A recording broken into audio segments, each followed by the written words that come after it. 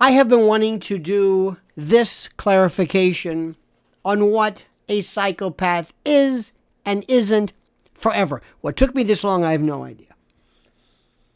Since I was a kid, since my undergraduate days as a psych major, whatever that means, my years as a prosecutor, my years in the criminal court system, still am a licensed attorney, lawyer, but I've dealt with mental illness and the notion of a psychopath. And psychopaths, the term comes up all the time. Hillary Clinton she's not a psychopath.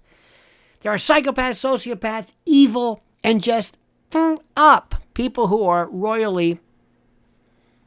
So that's the purpose of this, to once and for all maybe get to the bottom of psychopath versus sociopath and unraveling the minds behind the labels. Remember, the mind. This is psychiatric, so to speak, not neurological. Neurological is hardware.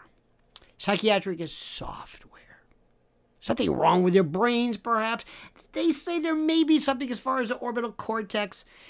But Jimmy Fallon, did some wonderful pieces on that in terms of the actual, brain, neurological hardware. But for purposes of this, we're going to be talking about this psychopath and sociopath and how our minds leap to these cinematic villains, Hannibal Lecter, chewing the scenery. Pick your favorite, Ted Bundy, probably one of the prototypical perfect ones. But pop culture has turned these terms into catch-alls for anyone who does something awful, from serial killers to ruthless CEOs. And not all ruthless CEOs are psychopaths, and not all serial killers are psychopaths. That's the thing you have to understand. It doesn't mean what you think. But here's the kicker. And I say this again, not everybody who commits atrocities is a psychopath, a sociopath. Not all psychopaths or sociopaths are killers. I can't keep doing it back and forth. Everybody in the mafia is Sicilian, not Sicilian. Not all Sicilians are in the mafia. You've heard this before. But true psychopathy is rare. Sociopathy is more common, but still misunderstood. And evil is a slippery concept that doesn't always fit into either mold. So let's dive into what these terms really mean, okay? How they differ, why slapping them on figures like Adolf Hitler might miss the mark. That's right. People have said Adolf Hitler is not necessarily, and probably wasn't, a true psychopath. Now remember, I've done instructional tutorials, videos on the Milgram experiment, the Stanford prison experiment, about evil and being taught evil and you become evil. Doesn't mean you're a psychopath. And this is one of the strangest things, because nobody really wants, in the case of Hitler, and that's another story, why people never want anything about him to be normal. Now, psychopathy. The cold, calculating, core. Psychopathy is a clinical term rooted in psychiatry and psychology, though it's not an official diagnosis in the Diagnostic and Statistical Manual of Mental Disorders, or the DSM-5. Instead, it's a special subset of antisocial personality disorder, ASPD. And it's identified through tools like the Hare Psychopathy Checklist Revived, or the PCLR.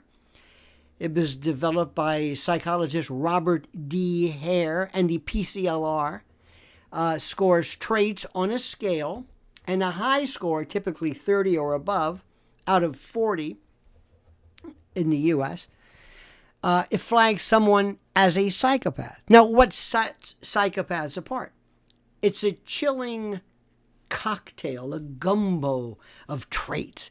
It's a profound lack of empathy, shallow emotions, manipulative charm, and a fearless, impulsive streak. Now, think about this very carefully. That's also sometimes seen as in lack of appreciation of consequence. It's seen as, in some cases, as a heroic, people who are very impulsive, somebody who says, I'm hit, I'll get him, because you have no appreciative consequence. And the best thing to always remember is that your head and heart are not connected. Your head and your heart are not connected. Your ability to attach emotion to analytical observation or planning, it's not there. Some people don't lie because they're afraid. They feel like, what if I'm caught? What if I'm hurt? What if I let people down? That's heart and head. Brain scans often reveal why. This is interesting. Psychopaths show reduced activity in the amygdala, which is the brain's emotional hub, and the prefrontal cortex, which governs impulse control, moral reasoning. There's sometimes some disconnect there. This isn't just bad behavior, it's organic, and it's likely tied to genetics or early brain development. Studies estimate about only 1% of the general population qualifies as psychopathic, though that number jumps to 15 to 25% in prison population. Here's the twist. Psychopaths aren't always killers. Sure, Ted Bundy fits the bill, charismatic, remorseless, deadly, absolutely, positively. Now, they are also not unable to show some attachment to people. There was one woman he dated and her daughter. But many psychopaths channel, easy for me to say, their traits elsewhere. Think of the corporate shark who fires thousands without blinking an eye.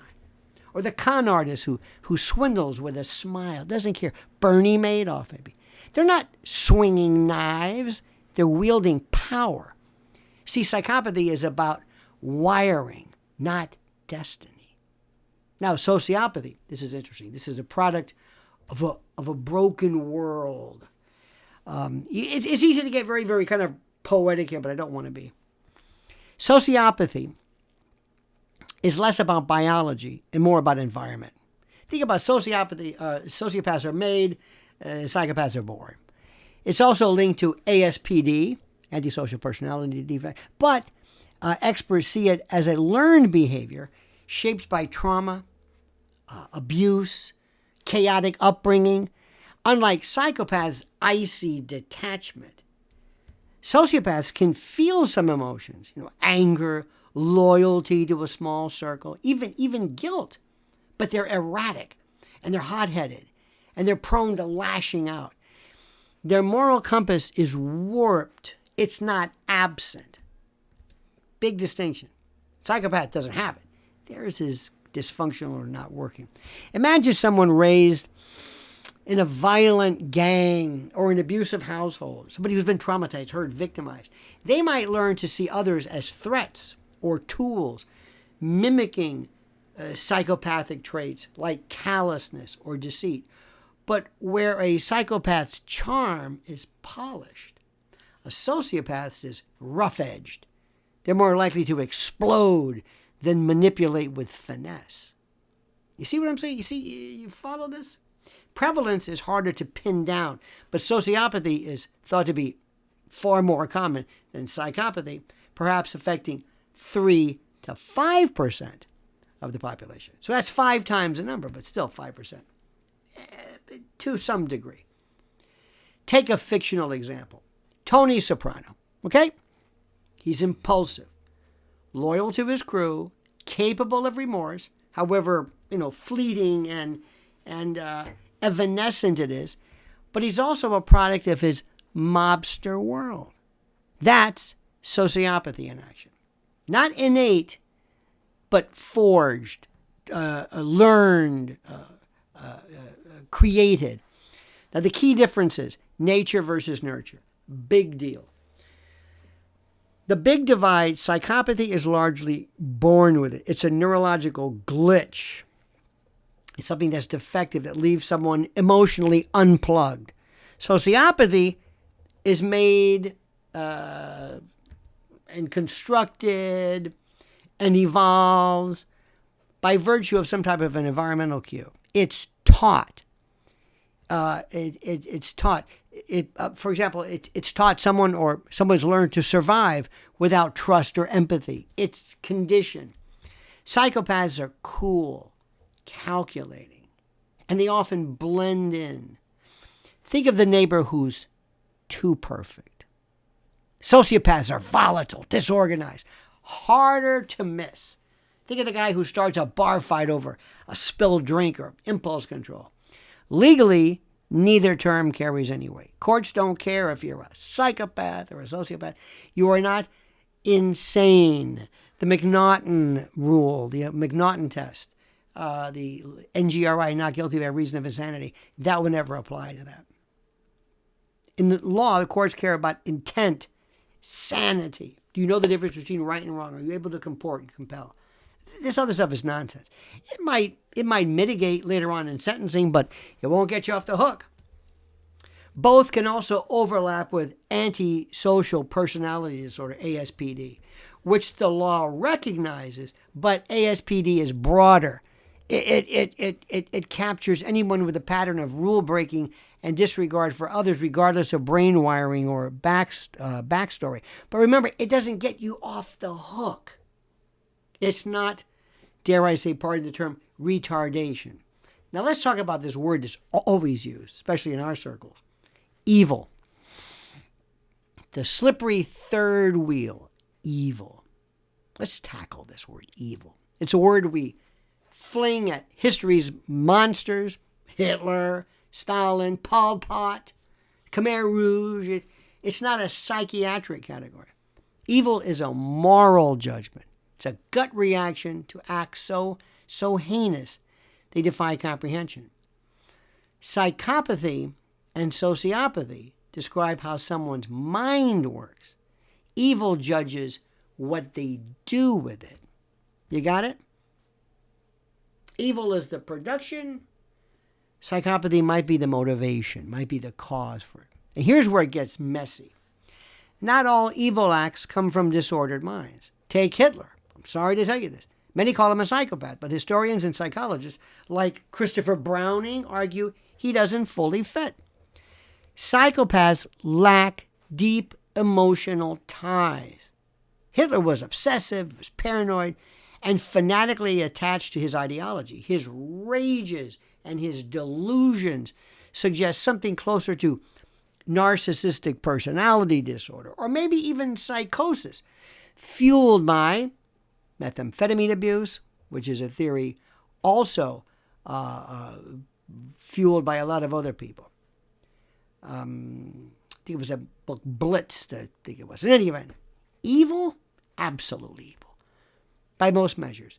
Whatever you want to call them. 6 million Jews, murdered in the Holocaust, this systematic hatred that is so vile, so focused, it wants to eliminate from the face of the earth an entire type of human being. Okay.